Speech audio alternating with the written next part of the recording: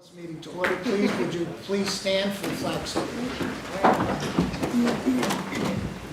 Pledge allegiance to the flag of the United States of America and to the republic for which it stands, one nation, under God, indivisible, with liberty and justice for all. Thank you.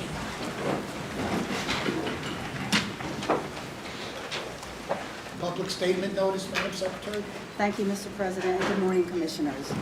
Adequate public notice has been given pursuant to the Open Public Meetings Act. Notice having been posted at the Board's office and website and emailed to the Department of State and to newspapers of broad circulation within the state. Roll call. Commissioner Holden. Here. Commissioner Solomon. Here. Commissioner Gordon. Here. Commissioner Christie DeLue. Here. President Fertiliso. Yes. And our next regularly scheduled meeting? The next regular board meeting will be held on Wednesday, April 12, 2023 at 10 a.m. It will be a hybrid meeting in person at the board hearing room at 44 South Clinton Avenue in Trenton and live stream via YouTube. Thank you. March 24th? 22nd? Yeah, 27th. Wasn't there a second one in March? That's correct. The next regular board meeting will be on Wednesday, March 22nd, 2023. You March were gonna 17th. skip the Okay. rest of I'm not sure. the- you were gonna skip the rest The of the- quarterly public meeting is not a regular agenda meeting. Good? Good, thank you. All right, thank you. There will be no executive session today. I do want to extend my appreciation to my colleagues on the dais and to the staff for changing the meeting from Wednesday to today. It was at my request, and I certainly appreciate everyone making the adjustment in their schedule so that we could have it today. And as far as staff is concerned, I think I owe you an apology because it required a rush-up kind of environment for you. And, but as always, you came through, so I thank you very much for that. Okay.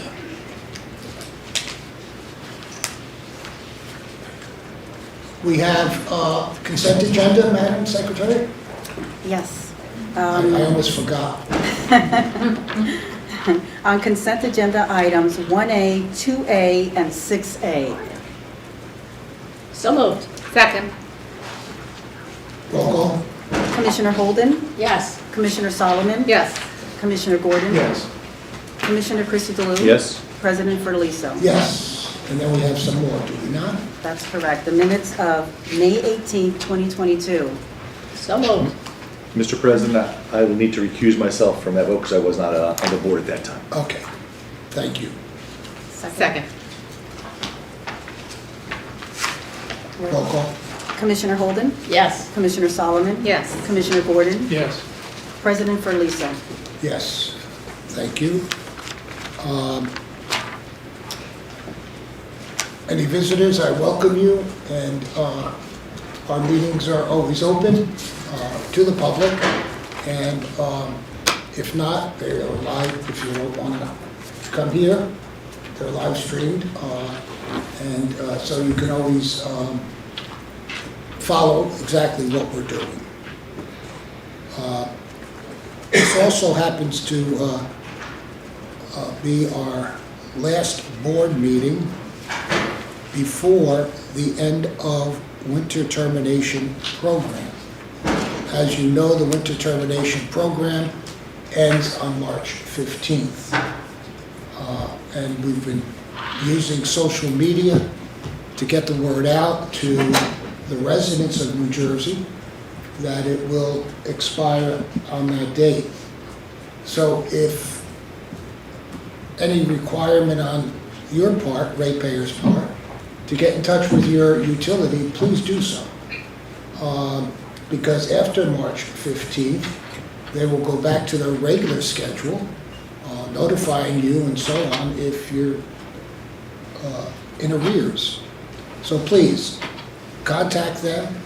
They're more than happy to help you and inform you of the various assistance programs that the state of New Jersey has, and so on. And if you need or qualify for those programs, please take advantage of them, because we don't want anybody shut off. I'd also like to take this time to acknowledge our wonderful interns. And are they here with us today? Please stand.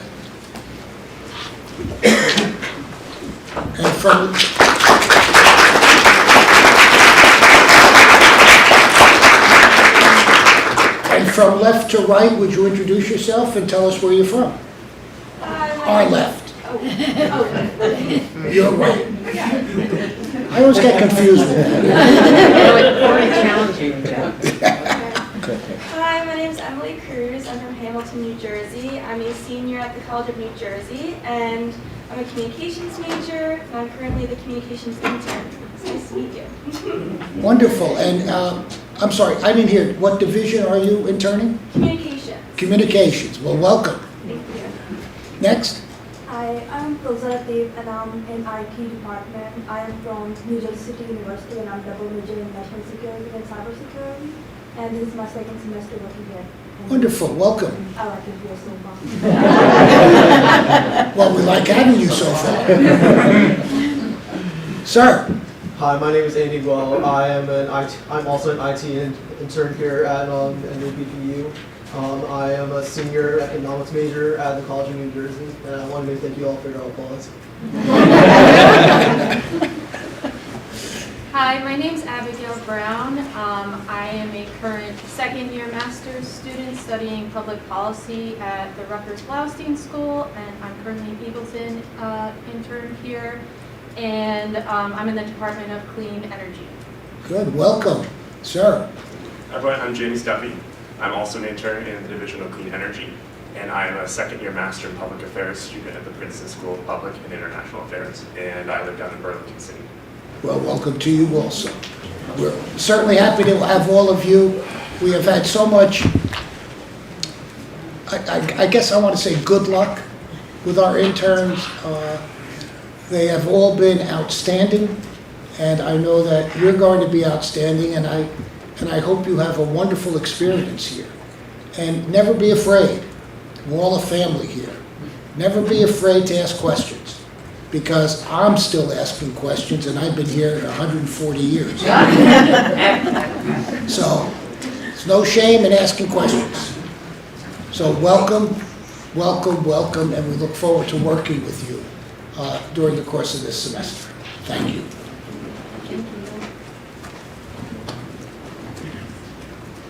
Finally, we won't have a new meeting, or our next meeting, before St. Patrick's Day. So I want to wish everyone a happy St. Patrick's Day, and I know that there is not too many parties that go on during St. Patrick's Day, and not a lot of drinking or anything of that sort. But enjoy St. Patrick's Day. The parades are starting, or they started. I think Asbury Park is on Sunday, and I wish they had them later. It's always so cold to have St. Patrick's Day parades, you know. But I don't think that bothers anybody. Go out there and celebrate and have a good time. Do any of my colleagues have any opening comments? Okay.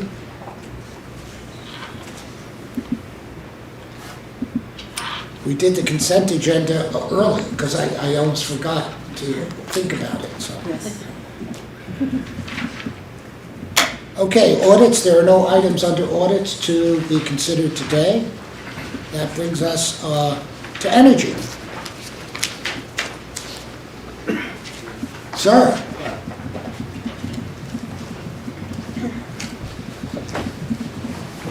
Ian, it must have something to do with FERC or PJM or what is it? FERC, and also Thank you for putting me first on the agenda because I actually have an 11:30 meeting somewhere else, so this means I can still make that. I knew that, that's why I put you.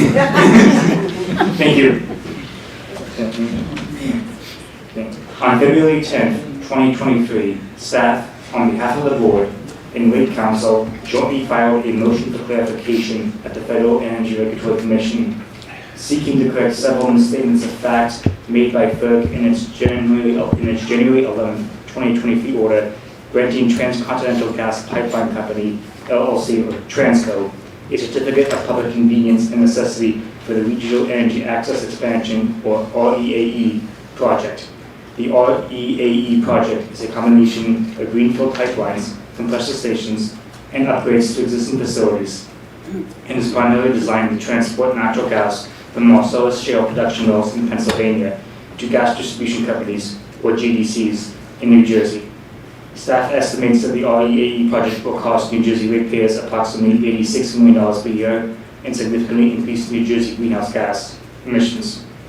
Staff was particularly concerned that certain misstatements FERC made in its order regarding both the London Economics International report that we previously filed in the docket and New Jersey policies could potentially be misinterpreted as FERC overriding the board's own factual findings or undermining any future prudence review the board may perform. Staff's motion for clarification therefore requested that FERC correct and/or clarify certain statements regarding the LEI report's findings and New Jersey policies, as well as explicitly state that FERC recognizes that nothing in its order interferes with the board's authority to conduct a prudence review of actions taken by New Jersey GDCs. As did in the motion to lodge filed last year, staff refrained from taking an express position on the REAE project itself, though the motion did note that the LEI report counsels skepticism of the claimed need for the REAE project. Staff recommends that the board ratify the joint motion for clarification that staff and the council filed with FERC on February 10, 2023. So moved. Second? Questions, comments for Ian? Comments. Yes. I reviewed the order for certification issued by FERC in this matter and disagree with council and staff that there is a need for this motion for clarification. I don't think FERC mischaracterized anything. I think they just evaluated the reports differently. It is FERC's point of view, as stated in its order, that London Economics and BPU is putting too much weight on switching to electrification and other non-pipeline alternatives to mitigate risk on consumers, while the LDCs in Levitan suggest a lower risk tolerance because of their obligation to serve. It is simply that we are measuring risk differently. FERC was not swayed at this moment, given the risk to reliability that the LDCs conveyed in their reports. As to the suggestion that we need to file this petition to protect our ability to conduct a prudence review, I find that also to be unfounded. There is nowhere in the order that FERC challenges our authority, so we need not ask FERC for permission to do our job. Staff states in its memo that the board does not believe that the LEI report conclusively established that the GDC's decision to subscribe to the REAE project were imprudent. But what is disturbing is that they go on to claim that we need this motion to alert our GDCs to the possibility that they may face a prudence review in the future, and to give them a chance to terminate its capacity subscriptions. Certainly, these are things about which the GDCs are aware, and these comments, along with other assertions at page 3 that the project is contrary to New Jersey's interests, will be unquestionably relied upon by the GDCs to assert that the BPU has indeed prejudged the matter. It is for these reasons that I will not be voting in favor of this filing. Thank you. Any other questions or comments? Roll call. On the motion to approve staff's recommendation, Commissioner Holden? Yes. Commissioner Solomon? No. Commissioner Gordon? Yes. Commissioner Christodoulou? Yes. President Fertiliso? Yes. Thank you, Ian. Michael? 2B. To be or not to be? That is the question. Good morning, Mr. President and Commissioners. On June 1st, 2022, South Jersey Gas Company filed a petition seeking approval to revise its rider H rate.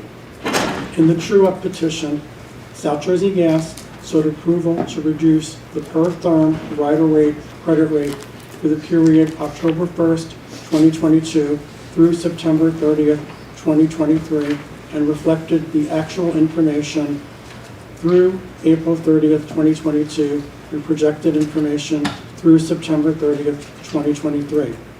Following a review and discussion, the parties, the Division of Rate Counsel, South Jersey Gas, and the company, and board staff, executed a stipulation.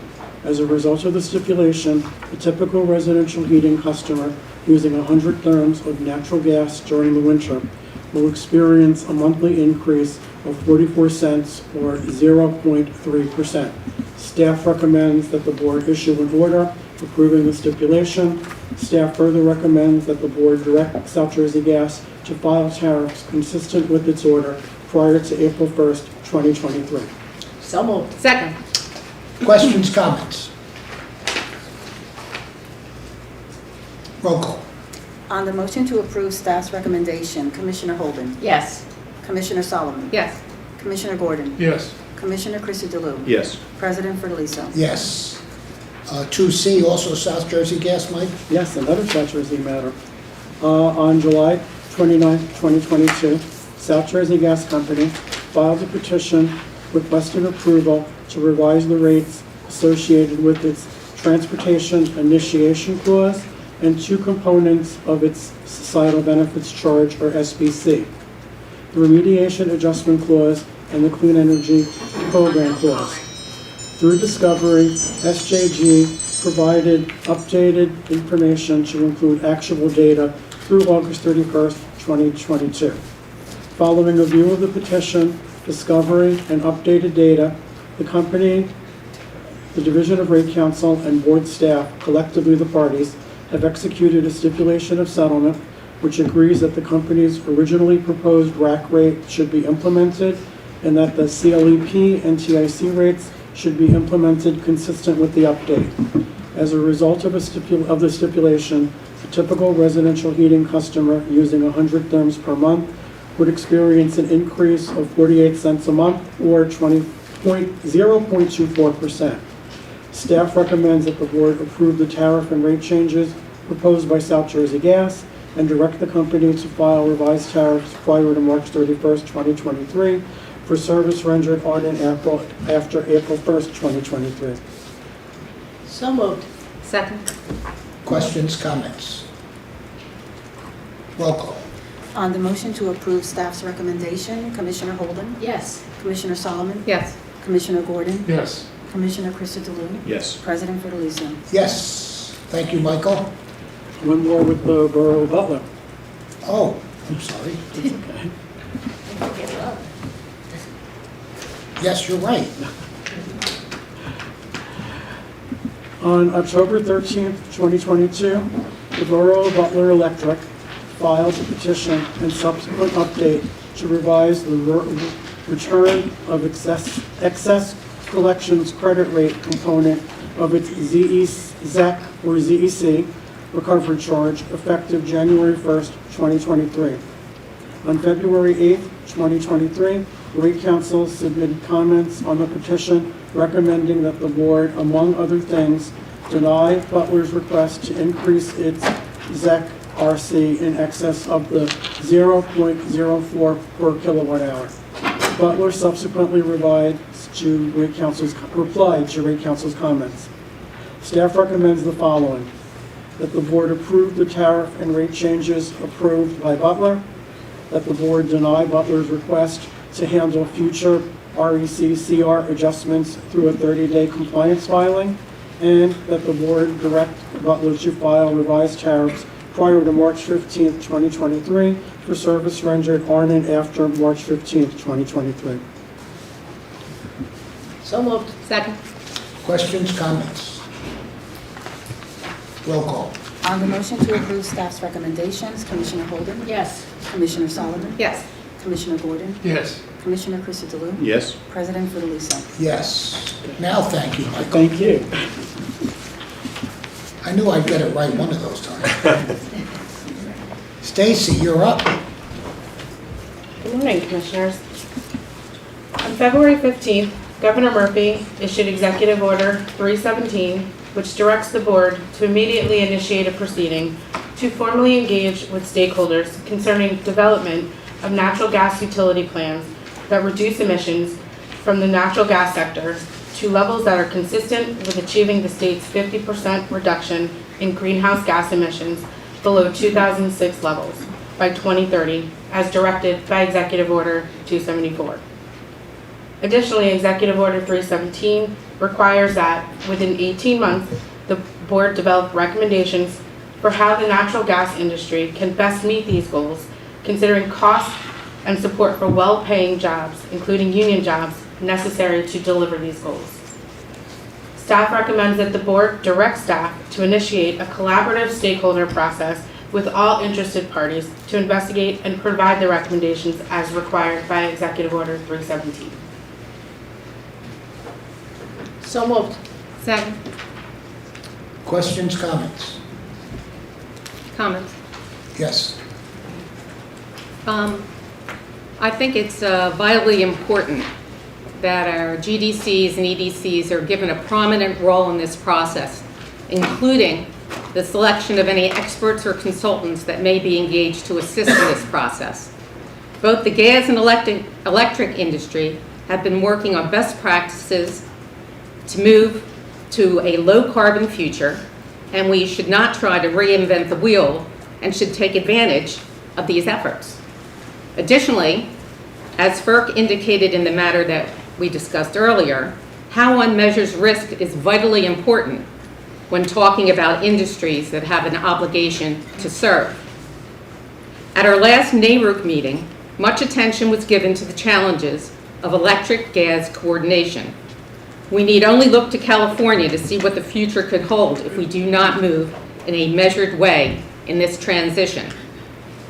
And given the importance of this proceeding and the prominent role it holds for our utilities, President, I would suggest that a commissioner be appointed to this matter in addition to the people that are already talked about being a part of this proceeding. I will certainly take that into consideration, and the intention has always been to involve all the stakeholders, including our gas utilities, because they are the experts, and we're initiating this process because at some point,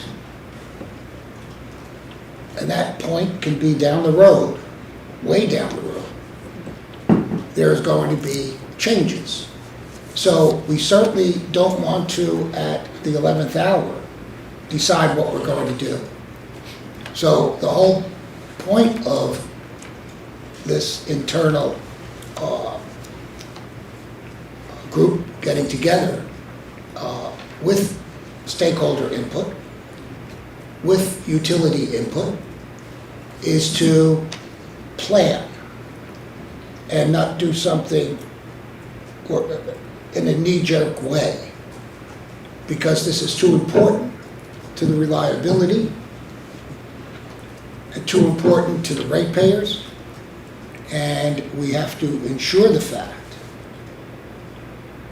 that whatever transition ultimately occurs down the road has been well thought out and the input has been given by the people who are experts in it. So that is exactly the intention of this, and we look forward to initiating this process. Roll call, please. On the motion to approve staff's recommendation, Commissioner Holden, Yes. Commissioner Solomon, Yes. Commissioner Gordon, Yes. Commissioner Christodoulou, Yes. President Fidelis. Yes. Thank you, Stacy. Cable television, there are no items under consideration. Telecommunication, no items under consideration. Water, Mike, you're back I'm up. back. Should I say thank you initially, or wait till you finish? If you'd like.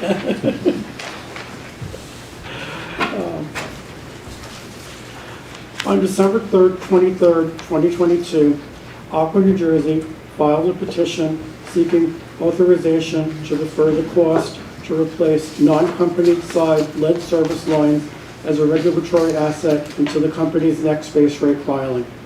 Staff recommends that the board retain this matter for hearings at the board and designate a presiding commissioner.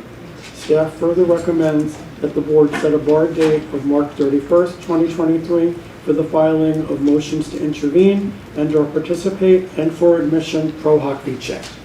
And I believe we want to designate Commissioner Zenon, if he was willing to accept. Yes. This will give you another experience in another area, which is good because water is so vital. And any questions you have, Yes. ask Commissioner Solomon, because she's... Wait a minute, are we going in? Well, Commissioner Solomon's been talking so much. You know, it's unusual.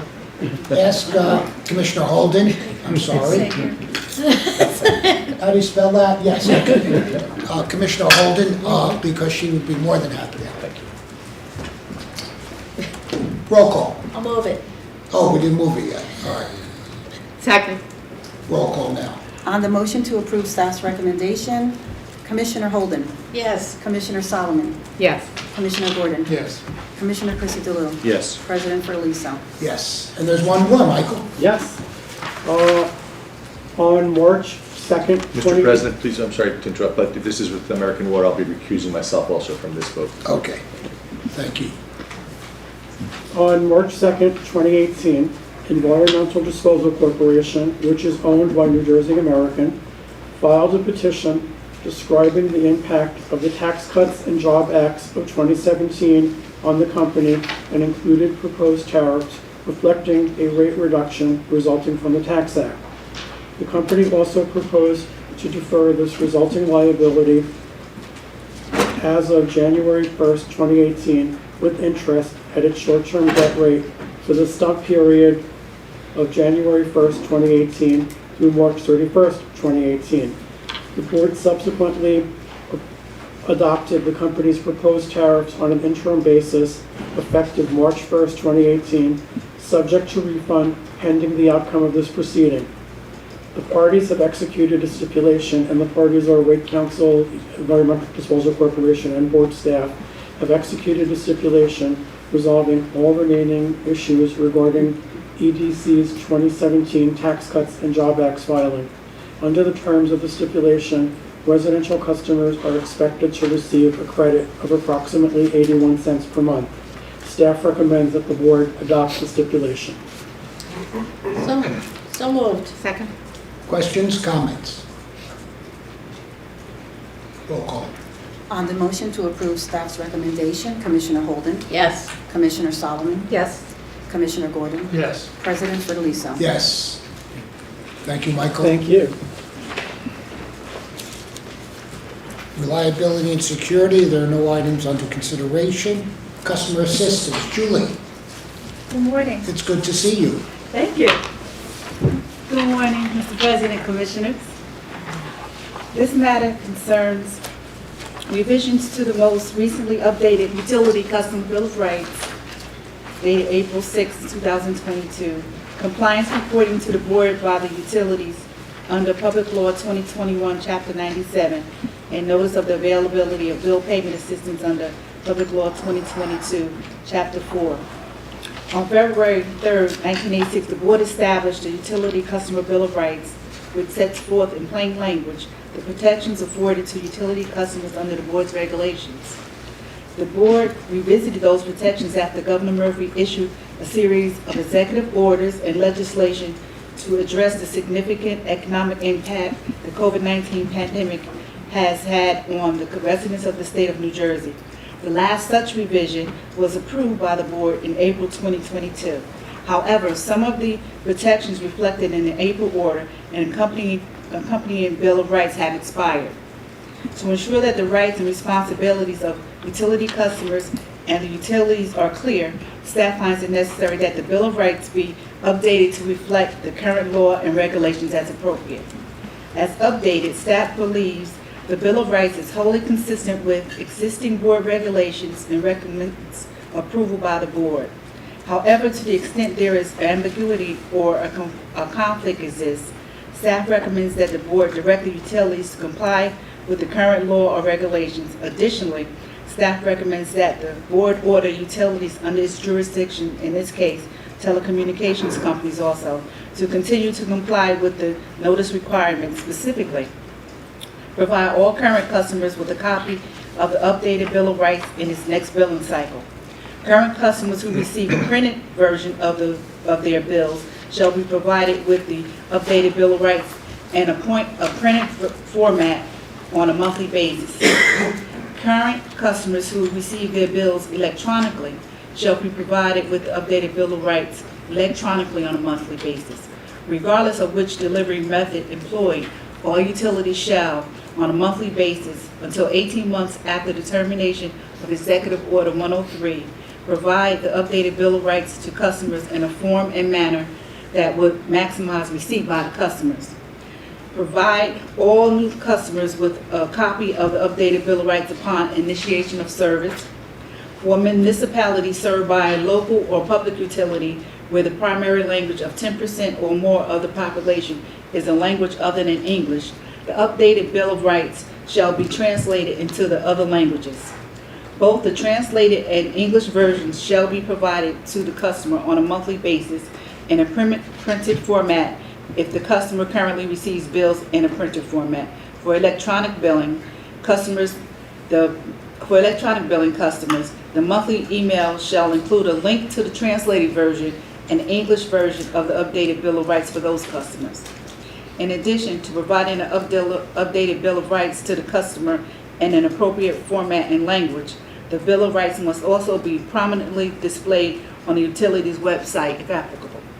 Staff recommends that the board direct the utilities to report compliance with the notice requirements set forth in the order by March 29, 2023, detailing the method of distribution to customers and describing all changes made to billing and collections operations in compliance with applicable laws, and provide the board with a copy of the English version of the updated Bill of Rights that was sent by the utilities to the customers. For those utilities required to provide a translated version of the updated Bill of Rights to its customers, a copy of the translated version shall also be included.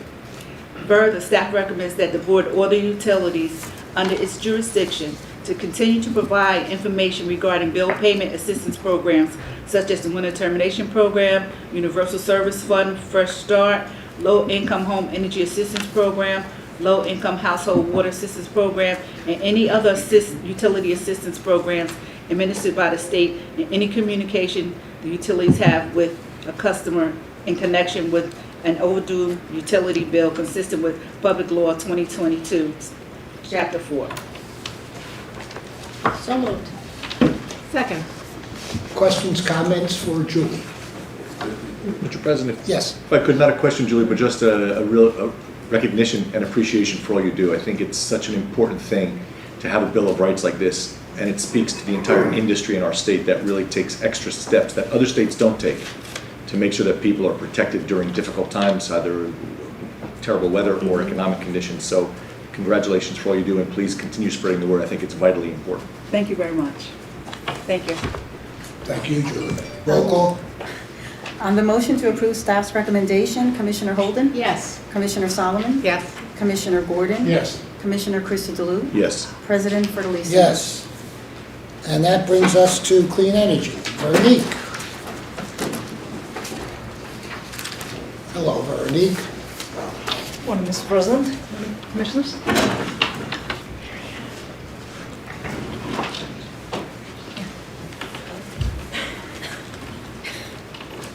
This is on docket QO 211-01186. And this item is about establishing confidential price caps for each tranche in the current procurement under the Competitive Solar Incentive or CSI program. The CSI program is open to qualifying grid supply solar installations and non-residential net-metered solar installations with a capacity greater than 5 megawatts, as well as to eligible grid supply solar installations in combination with energy storage. The pre-qualification window for the CSI program first solicitation opened on February the 1st, 2023, and the bid submission will close on March 31st, 2023. In the December 7, 2022 order establishing the CSI program, the board reserved the right to establish confidential predetermined price caps for any or all tranches prior to the close of the solicitation. If the board determines that an award would breach the price cap, then procurement would cease in the affected tranche or tranches, regardless of whether the megawatt target for that tranche had been met. Price caps are intended to provide ratepayer protection against excessive incentive levels in the event of low competition, yet should not impede competition under the framework for the program set out in the CSI order and accompanying rule proposal. Staff recognizes that the different project types per tranche carry different costs and revenues, and has sought to balance the developer's ability to seek a viable incentive with effective ratepayer protections. To do so, staff recommends that the price caps differentiate among and be specific to the 5 tranches in the CSI program. Staff recommends that the board establish confidential price caps for all tranches in which projects will compete during the first CSI program solicitation. So moved. Second. Questions, comments for Veronique? Roll call. On the motion to approve staff's recommendation, Commissioner Holden, Yes. Commissioner Solomon, Yes. Commissioner Gordon, Yes. Commissioner Christodoulou, Yes. President Verleesen. Yes. Thank you, Veronique. Scott, you're up. That's not Scott. You don't even look like Scott. No, I mean, we could stand up next to each other, but yeah, we don't. Good morning, Mr. President and Commissioners. Good morning. Sorry about that. No problem. That's 2. It's true. It's true. 3 strikes, I leave. 3 strikes. I'll turn it to Scott. Okay. All right. This item this morning relates to a subsection T application from CEP Renewables to have its Oxford Textile Mill Solar Farm project certified as being located on a brownfield pursuant to subsection T of the Solar Act of 2012. The applicant's proposed 24.0552 megawatt project is to be located on 101.14 acres at the former Oxford Textile Inc. site in Oxford Township in Warren County, New Jersey. Staff reviewed the application and supplied a copy to NJDEP for their review. At the request of the department, the applicant further supplied maps showing areas of concern and site contamination. Staff notes that an additional request from the department for information demonstrating commercial or industrial use of a portion of the site, specifically Block 33, Lot 4.03, has not been fulfilled. Staff received an advisory memo on the application where the DEP determined that only the portion of the proposed site located on Block 33, Lot 4.02 is a brownfield as defined by the Solar Act of 2012. The remaining acres of the site at Lot 4.03 do not constitute a brownfield by the department's determination. NJDEP provided specific conditions and requirements for permits and approvals from the DEP that the project proposed for Block 33, Lot 4.02 must satisfy. Based upon the review of the application and the advisory memorandum provided by NJDEP, staff recommends the following items. That the board grant conditional certification of the Oxford Textile Mill Solar Farm project for only the portion of property identified by NJDEP as being located on a brownfield pursuant to the Solar Act of 2012, specifically Block 33, Lot 4.02. That the board deny the application for eligibility for certification on the portion of the property that does not constitute a brownfield by NJDEP's determination, specifically Block 33, Lot 4.03. that a board finds the conditions for certifications provided by the NJDEP be fully documented as satisfied by the applicant prior to the staff's issuance of full certification, and that the board direct the applicant to file its TREC registration within 14 days of the date of this order. So moved. Second. Questions, comments for Scott?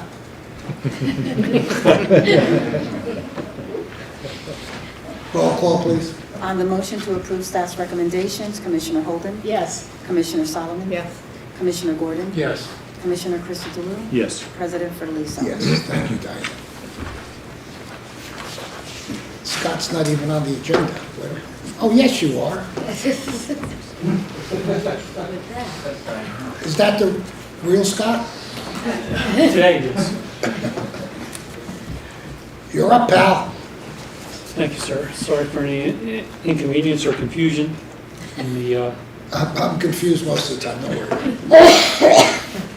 Commissioners, this item relates to staff's recommendations resulting from the one-year review of the administratively determined incentive program. On July 28, 2021, the board approved the creation of the Successor Solar Incentive Program, or SUSI, which includes the ADI program. The ADI program opened on August 28, 2021 to residential projects, net metered non-residential projects equal to or less than 5 megawatts, and community solar projects. In the July 2021 order, the board directed staff to conduct a one-year review of the ADI program to examine whether the program is on track to meet the targets established by the board or whether any adjustments should be made. The one-year review was expected to take into account the market response to the incentive levels established in the ADI program, the rate of registrations, and other factors that are indicative of the overall health of the solar industry. On July 11, 2022, staff initiated the one-year review with a public announcement issued through the board's public email distribution list. The notice provided background information on the focus of the program review and discussed two main sets of analysis. First, the National Renewable Energy Lab's System Advisor model, which was used to set initial incentive levels, would be updated with the best available cost and revenue data. And second, the latest available ADI program registration data would be used to analyze program performance. During the fall of 2022, staff worked with the board's Clean Energy Program evaluation contractors at Rutgers University and Cadmus, engaged in the development of the New Jersey Solar Market Potential Study to update solar financial modeling results by market segment. On November 21st, 2022, staff issued an announcement of public stakeholder meeting with a list of questions for stakeholder input required by December 9th. The public stakeholder meeting was held on December 2nd, with staff presenting preliminary results of an analysis of program performance to date, and Cadmus presenting information on its proposed plan to update the inputs in the SAM modeling of various incentive needs by the state's market segments. 12 sets of comments were received in response to the November 21st stakeholder notice and the December 2nd meeting. Comments are posted to the board's website, and a summary will be attached to the board order. The detailed results of the analysis of updated financial models, the analysis of the AD market segment performance to date, and staff's analysis of the options for implementing incentive level changes are included with the draft board order. Staff provides the following 4 recommendations for adjustments of incentive levels in the 5 core market segments of the ADI program, based on an analysis of market performance of the segments under current incentive levels, an update to the financial modeling of the market segments, and stakeholder input solicited in this proceeding.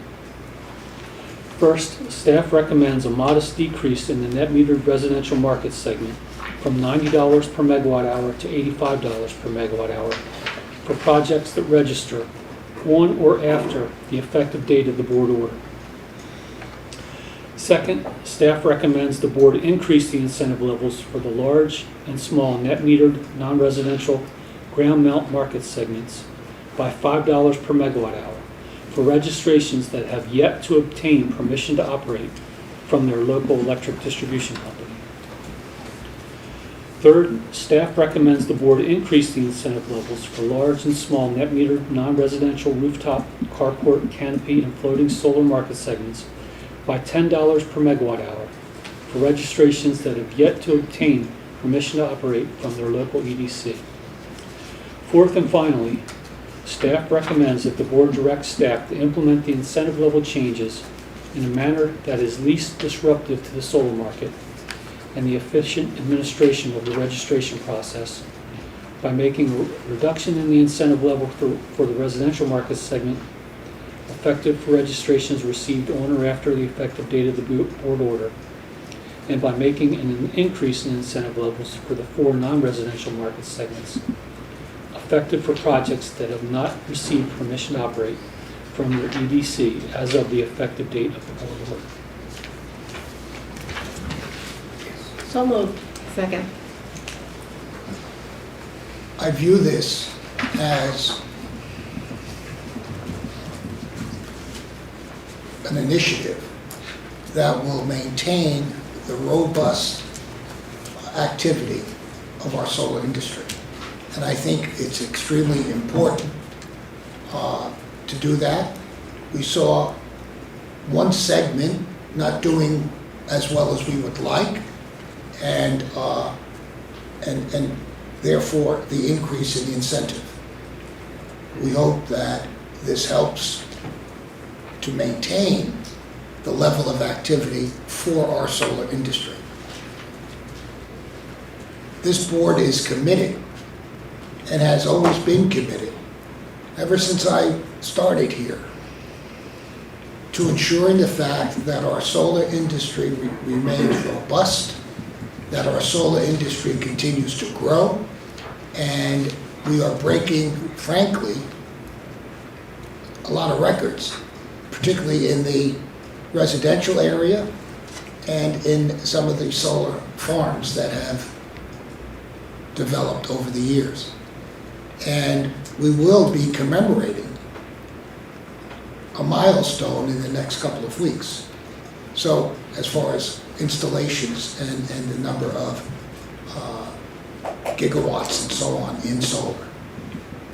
And I think we're particularly proud of the solar industry with the assistance of the Board of Public Utilities, that it's almost like a homegrown industry.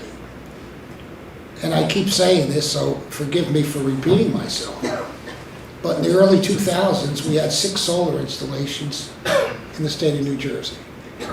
We have in excess, and the number may be higher than what I'm going to say, in excess of 160,000 solar installations. We employ, or the solar industry employs, almost 7,000 people today. And this is truly a success story. And the solar industry, with the encouragement of this board, will continue to grow and will continue to install not only large solar installations, but also residential. The large ones certainly get us to our goal, or will get us to our goal much quicker. So, and again, I know I keep saying this, Scott was there at the beginning and has done a magnificent job over the years. And so thank you, Scott, and thank you to your team for all the work that they have put in to ensure that our solar industry remains one of the best, if not the best in the country. Yes, sir. Thank you, Mr. President. Just a question. I can't recall, Scott. Are these reviews done every year to fine-tune the numbers? This was the first review, and the program design going forward is the review will occur every 3 years. Thank you. Any other questions or comments? Yes. it isn't, may not be obvious, but I'm a big fan of the canopy solar, and I'm glad to see we're increasing the incentive for that.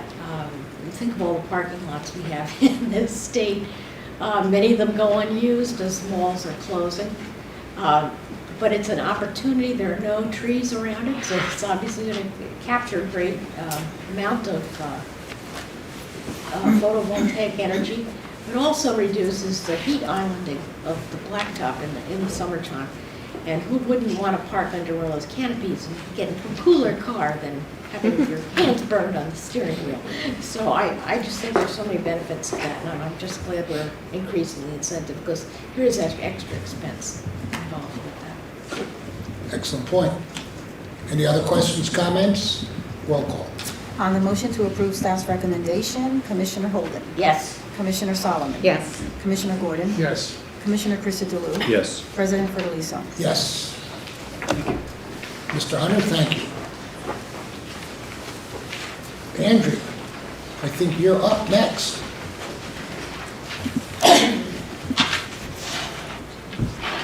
Thank you. Good morning. Good morning. How are you? Good, thank you. Good morning, Mr. President, Commissioners. Today, board staff recommends that the board approve the third offshore wind solicitation guidance document and open the application window, inviting all interested parties to submit applications for consideration by June 23rd, 2023, and waive certain application requirements under our rules at NJAC 14:8-6.5. Developing New Jersey's offshore wind resources is a core strategy of the state's clean energy agenda. Governor Murphy set forth an ambitious goal of reaching 100% clean energy by 2035 and augmented the original goal of 3.5 gigawatts of offshore wind by 2030 to 7.5 gigawatts and later 11 gigawatts of offshore wind by 2040. This will help ensure New Jersey meets our clean energy goals in addition to creating a significant number of good-paying jobs. Staff's recommendation today to open the third solicitation furthers New Jersey's leadership in the fight against climate change, which is an imminent threat to New Jersey's economy, the health and safety and welfare of New Jersey residents. Additionally, staff's recommendations will advance visionary policy and innovative programs, continuing to improve the quality of energy service while mitigating costs and ensuring that energy is affordable and accessible to all residents in the state. New Jersey's commitment to protect our natural resources and significant cultural and tourism economies is of the utmost importance, and that commitment is embedded in this third solicitation.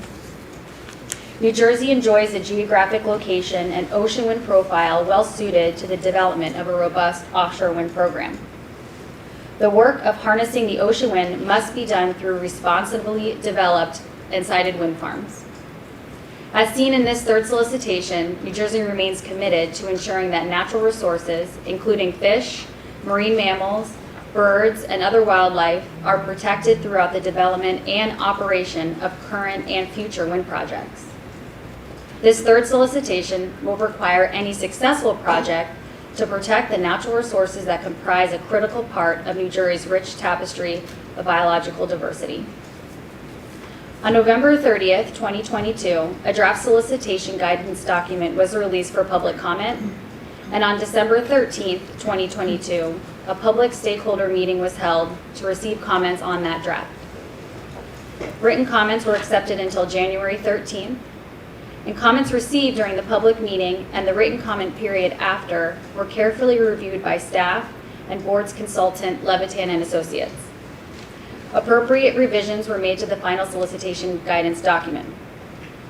Board staff also issued 2 requests for information, one on October 28th, 2022, and a second on February 24th, 2023.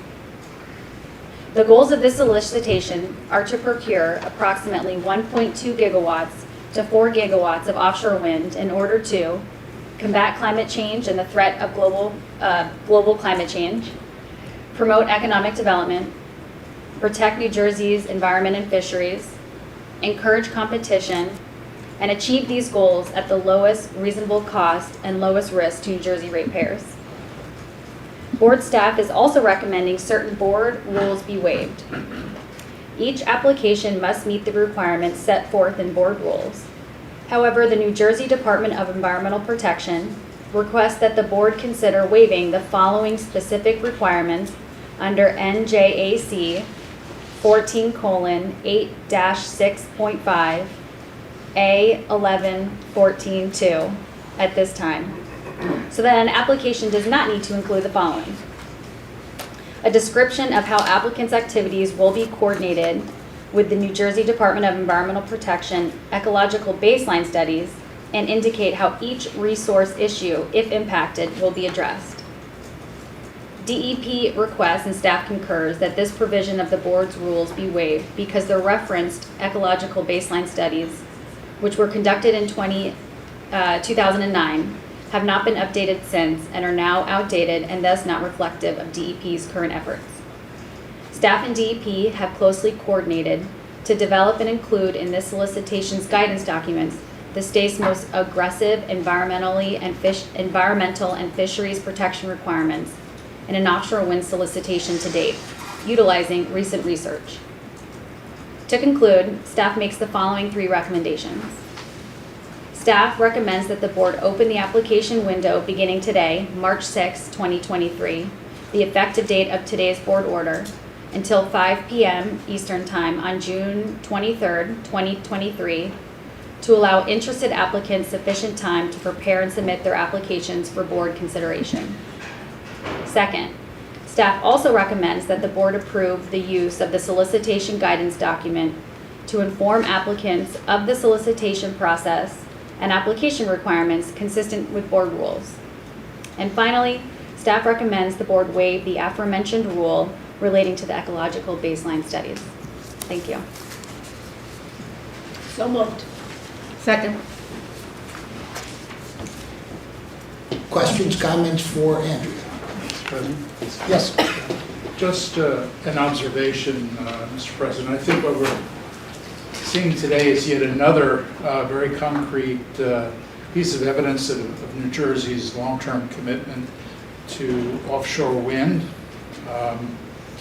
And I think anyone who was going through this document that we're approving today comes away convinced of our commitment to protecting both the ratepayers and the marine ecosystems off our coast. I am very hopeful that given the number of successful bidders for the new lease areas off our coast, that we will see many more applicants entering the market and promoting a more competitive market for offshore wind in New Jersey. So, and I just want to thank staff for all their hard work in moving this process along. Any other questions or comments? Comment? Comment? Now, I'm correct in understanding, because I know there's a minimum and a maximum in terms of the solicitation that we're doing. So, or we could award nothing, based upon the bids that we receive, because, as you know, I've been concerned from the outset regarding the cost of offshore wind to ratepayers. It appears that with every solicitation, promises are made that somehow disappear, or we learn of increases in costs above and beyond that which we relied upon in making our initial awards. For instance, with the first solicitation, we were assured that any federal funds or investment tax credits would be used to offset the cost of the OREC. But we now learn that legislators are poised to give the funds back to the developer. We were also told that there would likely be substantial capacity payments from PJM's BRA to help offset the cost of the OREC. But given the current results from the BRA, that too seems unlikely. Then there was news that the costs for line upgrades being constructed by JCP&L under the FAA have increased $27.1 million from that which was originally proposed, and that there are additional costs contemplated by PJM in the neighborhood of $25.4 million to be filed with FERC. Then lastly, with respect to the promised economic development, our largest utility, PSE&G, has elected to withdraw from the Ocean Wind project, and we just learned of the possibility of GE pulling its facility from the wind port in New Jersey and moving to New York. Now, I certainly understand with an enterprise of the scope and size of offshore wind that there are bound to be challenges and changes. Under no misnomer there. But folks are relying on us to make prudent decisions that will forever impact the cost of energy here in New Jersey, not to mention the landscape and waters of our coastline. As was recently pointed out during the stakeholder meeting last week, projects are moving ahead without knowing the full impact on marine life or the ocean's ecology. While I am in favor of the development of offshore wind and have high hopes for the economic development it can bring to New Jersey, proceeding without due regard to the cost and effect discounts our obligation to serve ratepayers and demonstrates indifference to legitimate environmental concerns. Nevertheless, I will vote in favor of the matter before us today, that is the release of the guidance document in Solicitation 3, and it is my hope that before the board approves the next project, we will have answers to the valid questions raised. Thanks. Any other questions or comments? Yes. Having had nothing else to do this weekend, I read the third solicitation. I just want to compliment, I think it's just so comprehensive. Captured a lot of the concerns that I had in briefings about quality control. I've come up with some novel, smart engineering ideas that captures the current and future physics of our systems, whether it's transmission or distribution.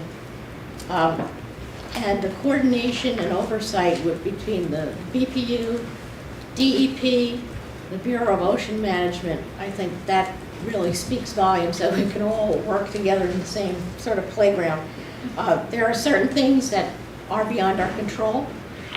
A plan is just that, and something they have to be flexible with, whether it's the base residual auction, we cannot predict what it's going to be in the future.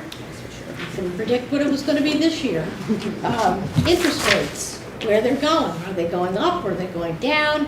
Is inflation going to continue as it is, or is the interest rates helping control that? These are things that are beyond our capabilities. But I'll tell you, this document, you've just about built it for the developer. It's so comprehensive and so well done, and I think captures every concern and plan for concerns that have been raised, certainly by my fellow commissioners.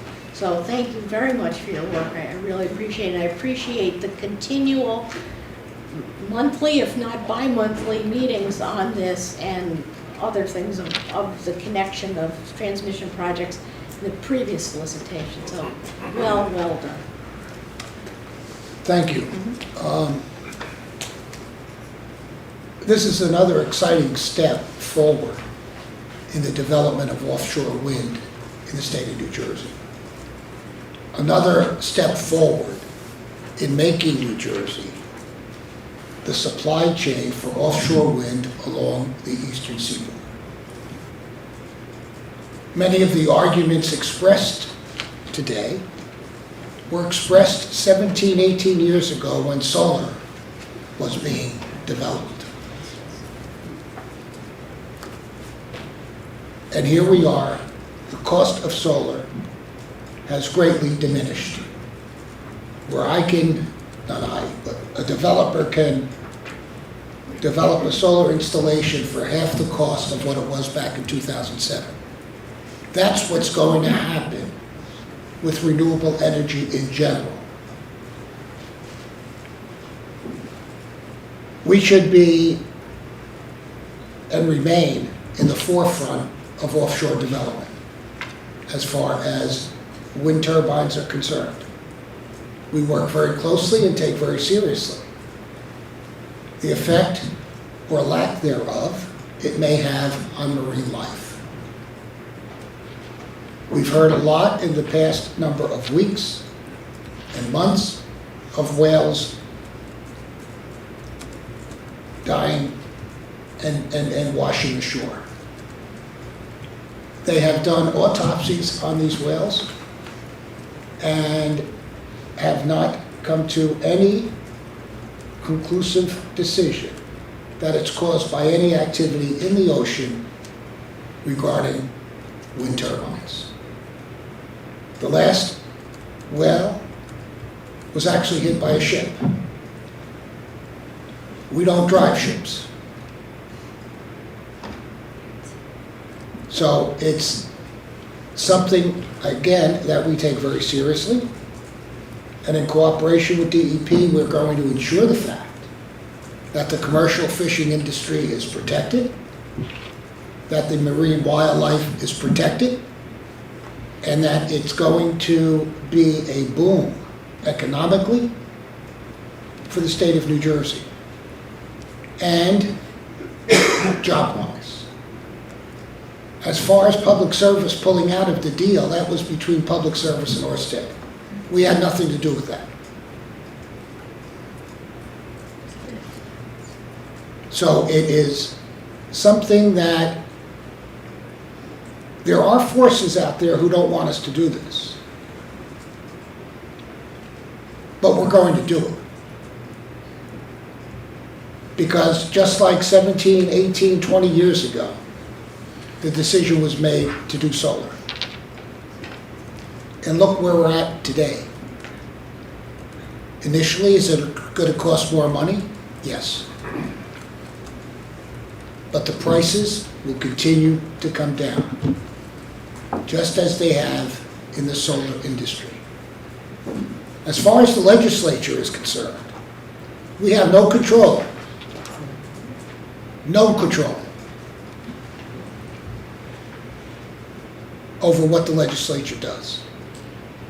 If there's a sponsor in the legislature who's going to drop a bill that we don't like, there's not very much we can do about it. We have to work with them and minimize the effects. And as I keep telling staff, and I think that they will affirm this, this is the first time any of us are doing this. We've never been involved in offshore wind like Denmark was 25, 30 years ago. So we're far behind.